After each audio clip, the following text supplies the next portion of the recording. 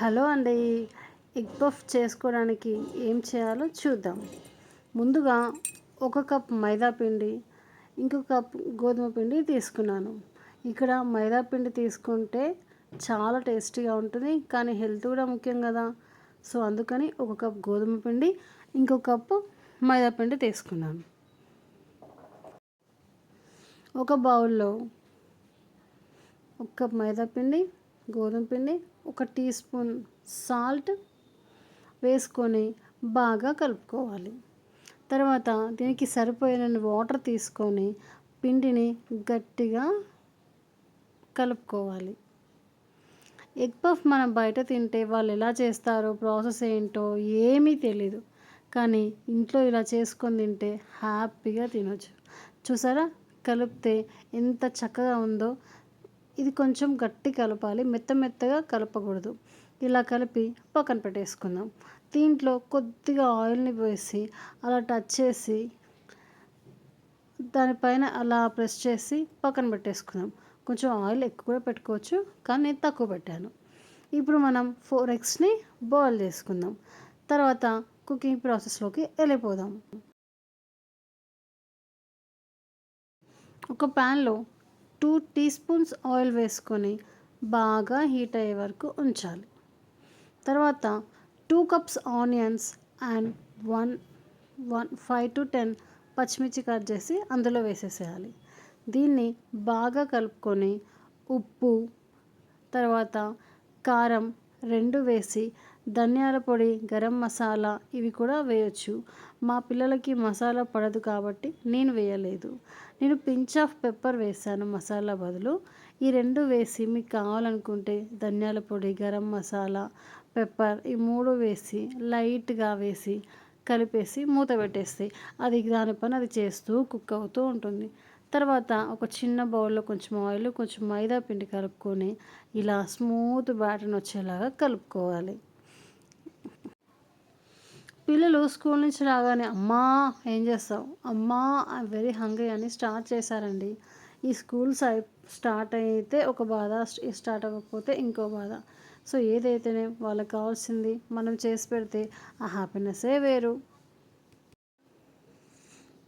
నేను ఇక్కడ పేపర్ మీద వేసుకుంటే నాకు సరిగ్గా రాలేదండి. మీరు చపాతీ మేకర్ మీదనే చేయండి. అప్పుడు మైదా పిండి కాబట్టి చాలా ఎక్కువ సన్నగా వచ్చే ఛాన్సెస్ ఉంది. ఇలా ముద్దలు చేసుకున్న తర్వాత వీటిని లేయర్గా ఇలా ఎంత లాంగ్ వస్తే అంత రోల్ చేస్తూ ఉండాలన్నమాట. నేను ఇప్పుడు చేశానండి. చేసి అక్కడ కింద మనం ఆయిల్, మైదా పిండి కలుపుకున్నాం కదా, దాన్ని ఇలా టచ్ చేసి దాని మీద కొంచెం పిండి కూడా వేసేసి ఈ లేయర్స్ అన్నీ వాటి మీద పెట్టాలి సేమ్ ప్రాసెస్లో. అలా నేను 8 to 9 లేయర్స్ పెట్టుకున్నానండి. 8 to 9 లేయర్స్ పెట్టుకున్నాను. అవి ఈక్వల్ పొజిషన్లో లేవు కాబట్టి నేను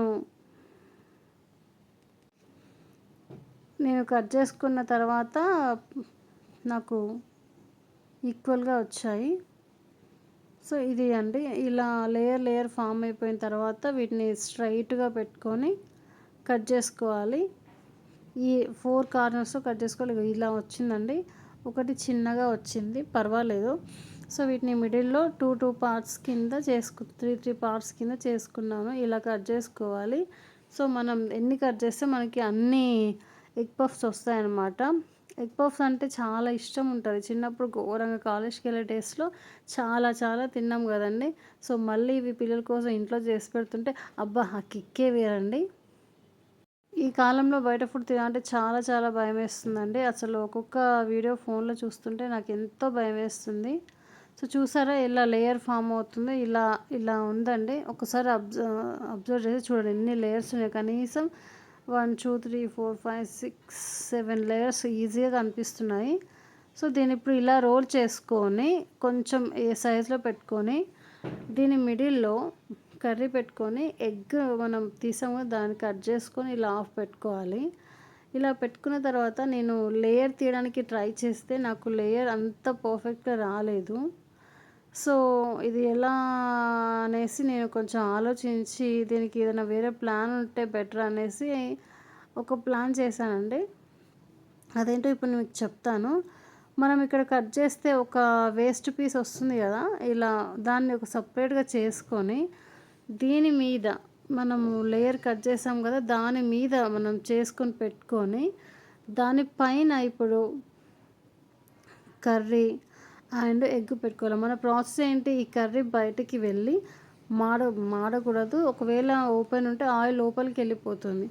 సో అలా కాకుండా మనం దీంతో మనం మొత్తం లేయర్ మొత్తం కూడా చుట్టుకుంటే మనకి ఈజీ ప్రాసెస్ అవుతుంది అనమాట. సో నాకు అది బెస్ట్ అనిపించింది, అందుకని నేను ఇది చేసుకున్నాను. ఇలా మొత్తం ఫోల్డ్ చేసుకున్న తర్వాత నీట్గా 1 బై 1 టచ్ చేసి ఆ కర్రీ ఆ ఎగ్ మొత్తం లోపల ఉండిపోవాలి, బయటికి రాకూడదు. అలా మొత్తం స్టిక్ చేసేయాలండి. స్టిక్ చేసిన తర్వాత నేను 2 సైడ్స్ పెట్టుకున్నాను. ఇంకా ఆయిల్ లోపలికి పోయే ఛాన్స్ ఉండదన్నమాట. సో ఇక్కడ నుంచి ఇలా 1 పీస్ ఇక్కడ నుంచి ఇలా తీసుకొని పెట్టుకోవడమే అండి. సో ఎగ్ పఫ్ రెడీ అనమాట. షేప్ కూడా మీకు క్లియర్గా అర్థమైపోతుంది. చాలా చాలా మంచి షేప్ వచ్చింది. సేమ్ ఎగ్ పఫ్ ఎలా ఉంటుందో అలానే వచ్చింది. కాకపోతే మనం ఇంట్లో కాబట్టి మన షేప్ మనకి అవసరం లేదు కాబట్టి నేను ఇటు సైడ్ కూడా పెట్టేస్తున్నాను, క్లోజ్ చేసేస్తున్నాను. క్లోజ్ చేసేసి 4 టైప్స్గా నేను చేశాను. సో ఇది ఇలా అండి ప్రాసెస్. ఇలా నాకు ఇది ఈజీ అనిపించింది కాబట్టి నేను మీకు ఈ మెథడ్ చెప్తున్నాను. దీన్ని మీరు కంటిన్యూ చేయండి. సేమ్ ప్రాసెస్ అని మళ్ళీ ఒకసారి చూపిస్తాను.